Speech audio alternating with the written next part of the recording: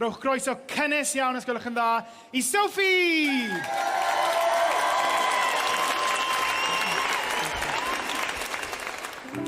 Pan daw'r nos a'r meddyliau dal i grwydro'n wyllt, paidal dy anach gadw dydd i fynd, cyn bo'r cwsg yn dod.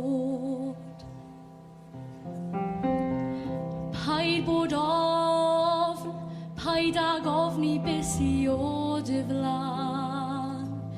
Ti yw'r un nath achub i o'r blaen, rhag mynd i'r tân.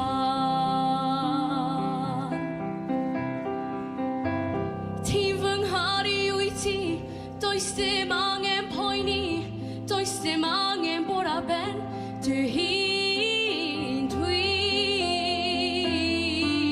dy garu di.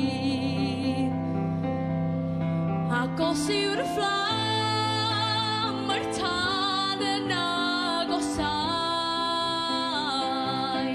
bydd gwyntau'n cariad ni a neu bellhau,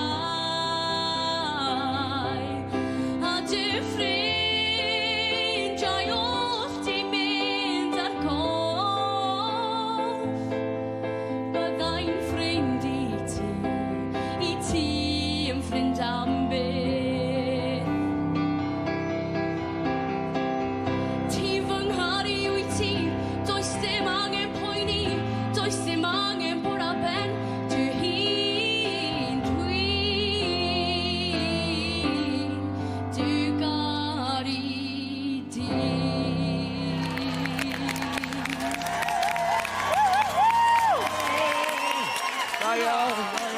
Mae yna lot ohonon ni yng Nghymru sy'n gallu canu, ond mae gan hon bersonoliaeth mawr hefyd, da iawn. Mae rhywbeth amdani sy'n just mor gynnes.